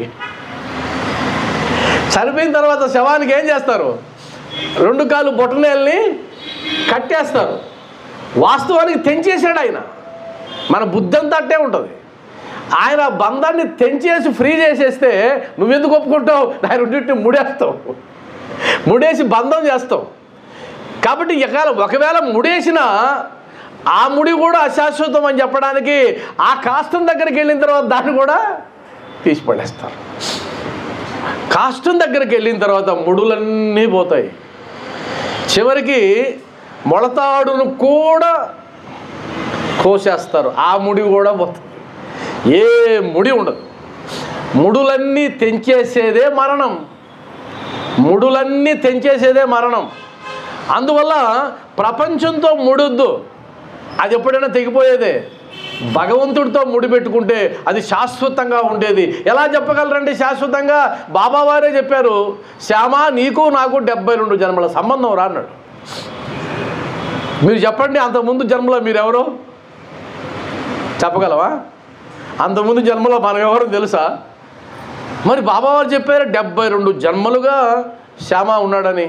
మనకు ఒక డౌట్ వస్తుంది, అయ్యా 72 జన్మలు పట్టిందా శ్యామకి మోక్షాన్ని పొందడానికి? మరి అన్ని జన్మలుగా ఎందుకు బాబా చుట్టూ తిరుగుతున్నాడు అనేది కూడా సందేహం వస్తుంది. దానికి చాలా క్లారిఫికేషన్ ఉంది. ఉదాహరణకి మోక్షాన్ని ప్రసాదిస్తే ఇంక రాకూడదు కదా, ఆయన ఒక జన్మలోనే అయిపోవాలి. కానీ 72 జన్మలు తీసుకున్నాడు. అందువల్ల ప్రపంచ గౌరవమందు భ్రమను వీడుము. ఇంకా మనస్సునందు ఇష్టదైవము యొక్క ఆకారమును నిలుపుము. సమస్త ఇంద్రియములను మనస్సును భగవంతుని ఆరాధన కొరకే నియమింపము, ఇతరముల వైపు మనసుని పోనివ్వకము, ఎల్లప్పుడూ నన్నే జ్ఞప్తి యందుంచుకొనుము. అలా చేస్తే ఏంటి బాబా ఉపయోగాలు? అలా చేస్తే ఏంటి ఉపయోగం అంటే, ఆ ఉపయోగం చెప్తాడు. దిమ్మ తిరిగిపోతుంది మనకు. ఎంత గొప్ప ఉపయోగమో మరలా ఏం చేయాలో చెప్తా ఒకసారి. మనస్సునందు ఇష్టదైవము యొక్క ఆకారమును నిలిపితే సమస్త ఇంద్రియములు అంటే కర్మేంద్రియాలు, జ్ఞానేంద్రియాలు, సమస్త ఇంద్రియములను భగవంతుని ఆరాధన కొరకే నియమించితే, ఇతరముల వైపు మనస్సుని పోనివ్వకుండా ఉండగలిగితే, నన్నే జ్ఞప్తి యందుంచుకోగలిగితే ఏంటి ఉపయోగం బాబా అంటే, అప్పుడు నీకు చంచలమైన మనస్సు పోయి నిశ్చలత్వం వస్తుంది అని అంటాడు. అసలు మన జబ్బేంటో తెలుసా? మన జబ్బే చంచలత్వం. ఈ క్షణంలో ఉన్న ఆలోచన పక్క క్షణంలో ఉండదు. ఈరోజు మంచి అనిపిస్తే రేపు చెడ్డ అనిపిస్తుంది. ఈరోజు ఏదో సాధించాలనిపిస్తుంది, రేపటికి అది పోతుంది. చంచలత్వమే మనకు శత్రువు. ఆ చంచలత్వం పోవాలంటే నిశ్చలత్వం రావాలి. నిశ్చలత్వం రావాలంటే ఏం చేయాలో బాబావారు తేల్చి పడేశాడు. ఒకవేళ మీకు చంచల మనస్సు ఉంటే కనుక అలా చేయండి, ఉండిపోతుందంతే. కాబట్టి ఇదంతా కూడా ఖచ్చితంగా బాబావారికి సంబంధించిన ఉపోద్ఘాతం. ఇంకా ఇక్కడి నుంచి శ్రీరామనవమి ఉత్సవం ప్రారంభమవుతుంది. శ్రీరామనవమి ఉత్సవం ప్రారంభమైన తర్వాత చాలా కథ ఉందని మీకే తెలుసు కదా. ఇప్పటికే 1 గంట 15 నిమిషాలు అయింది ఉపోద్ఘాతానికి. నేను ప్రతిరోజు చెప్తున్నా ఇదే మాట. 1.5 గంట ఒక అధ్యాయానికి పెట్టుకుంటేనే మనకు 10% పూర్తి కావడంలే. ఇంకా సచ్చరిత్ర పూర్తిగా అవగాహన తెచ్చుకోవడానికి ఎంత టైం పడుతుంది? అందువల్ల ప్రతిసారి గుర్తు చేస్తూ ఉన్నా. ఆ తర్వాత శ్రీరామనవమి ఉత్సవానికి వెళ్ళి 2-3 మాటలు మాట్లాడుకొని ముగిద్దాం. మీకు హోంవర్క్ ఏంటంటే ఇంటికి వెళ్ళిన తర్వాత చదవండి. చదివితే కొద్దిగా అర్థమయ్యే అవకాశం ఉంటుంది. ఈ మధ్యకాలంలో బాగా ట్రెండ్ అవుతున్నటువంటి పాట, రఘుకుల తిలక రారా నిన్నెత్తి ముద్దులాడెదరా. అది ఎప్పటి పాట? అది దానికి ఇప్పుడు యోగం వచ్చింది. అది ఎప్పుడు పాటో పాడి వదిలేస్తారు. ఇది ఇప్పుడు ట్రెండ్ అయింది. అంటే భగవంతుడు కూడా ఎంచుకున్నాడు, ఈ టైంలో నా పాట బాగా హిట్ అవ్వాలి. ఏవేవో చెత్త పాటలన్నీ ఆ చైనా వాళ్ళు పాడిన పాటలు వాళ్ళ వీళ్ళు అయితే నా పాట కదరా ముందుకెళ్ళాలని తీసుకొచ్చి పెట్టాడు. ప్రపంచం మొత్తం ఊపేసింది ఈ పాట. మనం కూడా ఒకసారి పాడుకుందాం. రఘుకుల తిలక రారా నిన్నెత్తి ముద్దులాడెదరా, కోసల రామారారా కౌసల్య తనయ రారా. రఘుకుల తిలక రారా నిన్నెత్తి ముద్దులాడెదరా, కోసల రామారారా కౌసల్య తనయ రారా. నుదుటున కస్తూరి తిలకం చిరునవ్వులు చిందే అదరం, నుదుటున కస్తూరి తిలకం చిరునవ్వులు చిందే అదరం. మల్లెలు మాలలు కట్టి నీ మెడలో వేసెదరారా, మల్లెలు మాలలు కట్టి నీ మెడలో వేసెదరారా. రఘుకుల తిలక రారా నిన్నెత్తి ముద్దులాడెదరా, కోసల రామారారా కౌసల్య తనయ రారా. వెండి గిన్నెలో పాలు అవి నీకై ఉంచితిరారా, వెండి గిన్నెలో పాలు అవి నీకై ఉంచితిరారా. అల్లరి చేయక మాని నువ్వు ఆరగించను రారా, అల్లరి చేయక మాని నువ్వు ఆరగించను రారా. రఘుకుల తిలక రారా నిన్నెత్తి ముద్దులాడెదరా, కోసల రామారారా కౌసల్య రామ రారా. బుగ్గన చుక్కన పెట్టి నీ కనులకు కాటుక దిద్ది, బుగ్గన చుక్కన పెట్టి నీ కనులకు కాటుక దిద్ది, మా మనసును మాలగా కట్టి నీ మెడలో వేసెదరారా. మా మనసును మాలగా కట్టి నీ మెడలో వేసెదరారా.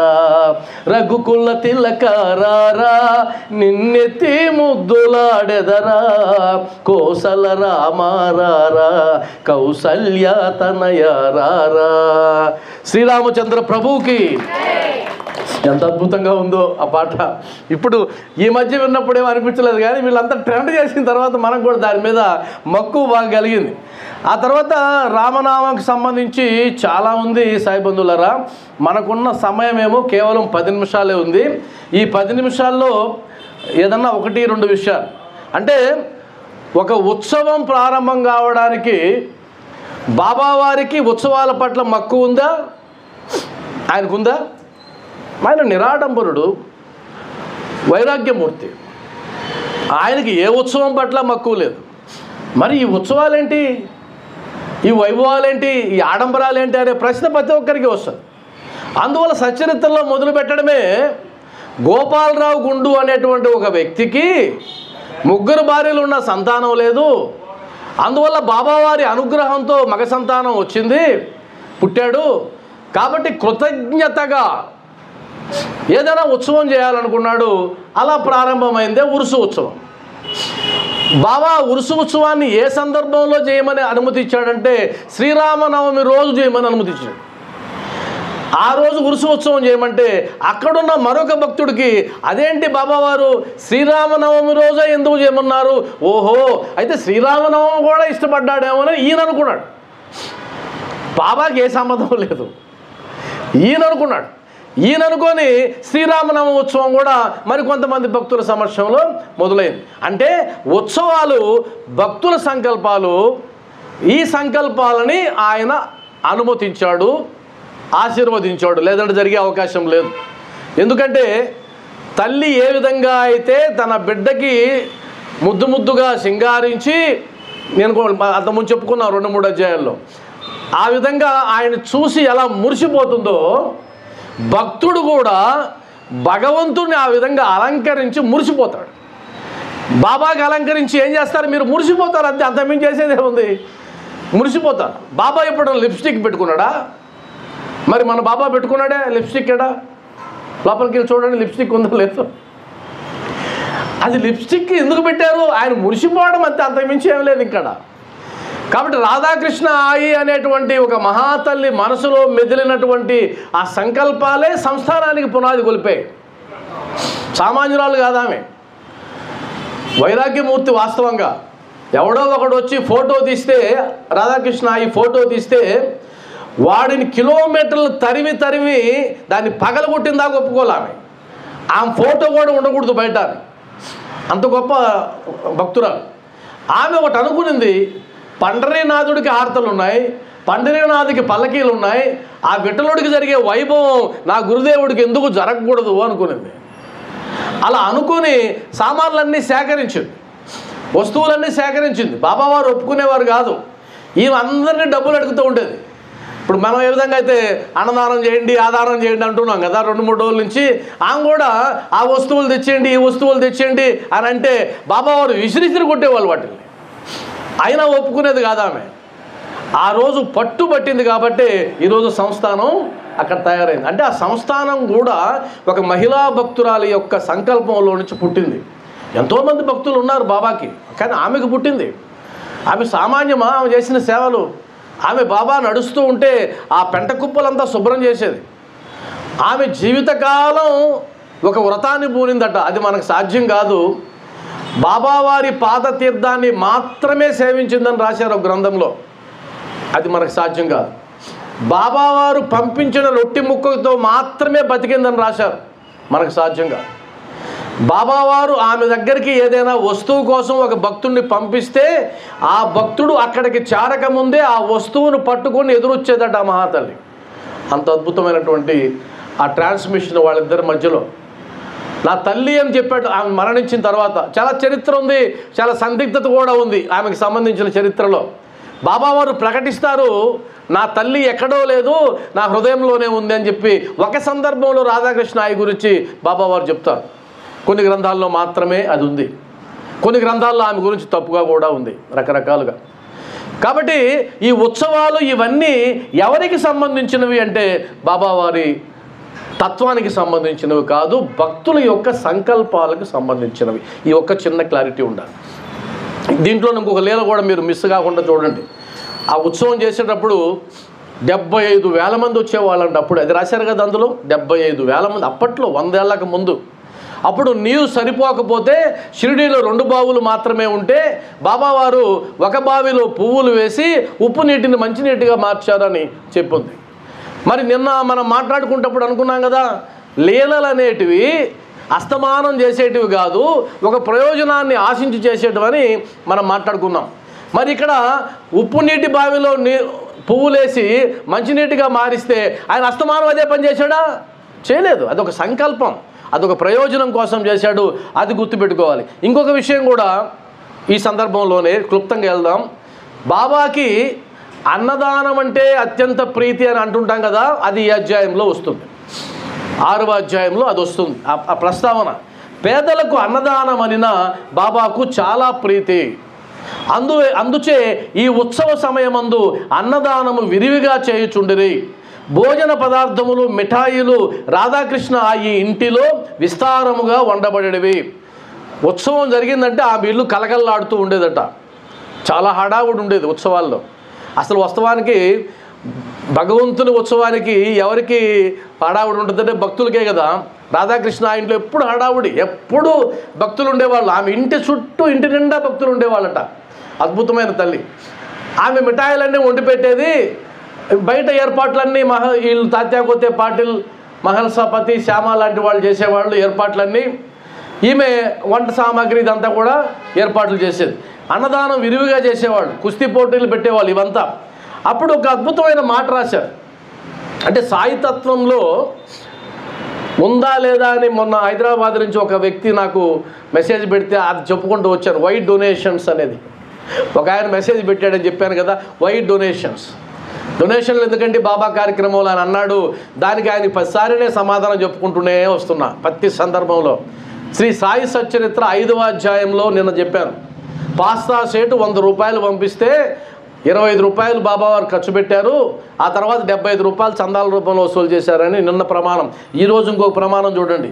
అనేక మంది సంపన్నులైన సాయి భక్తులు స్వచ్ఛందంగా పూనుకుని ఈ సేవలో పాల్గొనుచుండేవారు. అన్నదాన కార్యక్రమాలప్పుడు సంపన్న భక్తులే స్వచ్ఛందంగా పాల్గొని చేసేవారు. కాబట్టి ఆధ్యాత్మిక కార్యక్రమాలు వ్యక్తిగత ఖర్చులు కాదు. ఆ భ్రమంలో నుంచి మనం బయటకు రావాలి. అది సామూహికంగా చేయవలసినటువంటి కార్యక్రమాలే ఎవరైనా సరే. అందువల్ల సంపన్నమైనటువంటి భక్తుల నుంచి రాధాకృష్ణ ఆయి ఎన్ని చేసిందంటే అవన్నీ చెప్పుకొస్తారు, సామాన్యం కాదు. రాధాకృష్ణ ఆయి కృషిచే షిరిడీ ఒక సంస్థానంగా పొందింది. వివిధములైన హంగులు అలంకారాలు పెరిగాయి. అలంకరించబడిన గుర్రము, పల్లకి, రథము, పాత్రలు, వెండి సామానులు, వంట పాత్రలు, పటములు, నిలువుటద్దములు ఇవన్నీ ఆమె సంపన్నులైన భక్తుల దగ్గర తెప్పించింది. ఇంకా కూడా చెప్తారు, బలవంతంగా తెప్పించింది ఆమె. అంటే ఆమె బెదిరించేదట, ఇంకా ఎక్కువ మాట్లాడితే తిట్టేదట భయంకరంగా. ఆ విధంగా బాబావారు ఆమె దగ్గర క్షమాపణ చెప్పిన సందర్భాలు కూడా ఉన్నాయి. ఆ తర్వాత ఏనుగులు కూడా వచ్చాయి. ఇది బాగానే ఉంది. ఇదంతా చదివి వదిలేస్తే మనం అసంపూర్తిగా పూర్తి చేసినట్టు. ఇవంతా చెప్పి వైభవం అంతా చెప్పిన తర్వాత చివరిలో అమృత గుళికలు 2 రాశాడు హేమడ్ పంత్ గారు. అమృత గుళికలు అవేంటంటే, అవన్నీ ఎంత హెచ్చినప్పటికీ, ఈ ఆడంబరాలు ఎన్ని పెరిగినప్పటికీ సాయిబాబా వీరిని ఏమాత్రము లక్ష్య పెట్టగా యథాపూర్వము నిరాడంబరులై ఉండేవాడు. ఇదొక్కటి ప్రమాణం. అంటే ఇందాక నేను చెప్పాను ఉత్సవాలు ఆయన సంకల్పం కాదని. మీరు ఎలా చెప్పారండి ఆ మాట అంటే, ఈ మాట ప్రమాణంగా చెప్పారు. ఎన్ని ఆడంబరాలు వచ్చినా ఏం చేసినా సరే ఆయన మాత్రం నిరాడంబరత్వాన్ని విడిచిపెట్టలేదు. ఆయన 5 ఏళ్ళకి భిక్షపోవడం మానలేదు. ఆయన సాధారణమైనటువంటి జీవనశైలిని ఆయన అనుసరించాడు తప్ప భక్తులు ఎక్కువైనారని, ప్రసాదాలు ఎక్కువైనారని ఆయన జీవన శైలిని ఏ రాజు మార్చుకోలేదు. కాబట్టే ఈరోజు భగవంతుడే నిలుచుకున్నాడు. అర్థమైందా? అదే కాకుండా గనక ఆయన కూడా ఆడంబరాలకి లోనైపోయి, ఆయన కూడా ఇందాక నేను చెప్పినట్టు బాహ్య ఆడంబరాలకి, ప్రపంచం ఇచ్చేటువంటి కీర్తి ప్రతిష్టలకు లొంగిపోయి కనుక ఉన్నట్లయితే కనుక ఈరోజు ఇంతమంది భక్తులు ఆయనకు ఉండేవాళ్ళు కాదు. కానీ ఇప్పుడు కూడా మనం చేసేటివి వెయ్యన్ని ఆయనకు సంబంధం లేదు.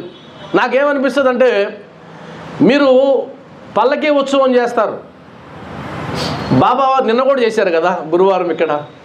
మీరు నమ్మరు, కానీ మీరు పల్లకీలో ఊరేగుతూ ఉంటే నేను చూసే దృశ్యం ఎలా ఉంటుందో తెలుసా?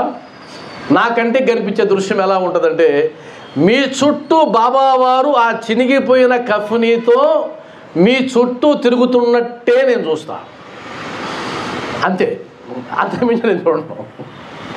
ఆ చిరిగిపోయిన కఫ్నీతో మాసిపోయిన దాంతోనే మిమ్మల్ని చూస్తూ నవ్వుకుంటూ ఇలా ఆ భిక్షాపాత్ర పట్టుకొని మీ ముందు నడుస్తున్నట్టే నేను చూస్తా. నాకు ఆ పలకి కనిపించదు, ఆ వైభవం కనిపించదు. ఎక్కడికైనా వెళ్ళండి, అలవాటు చేసుకున్నాను నేను.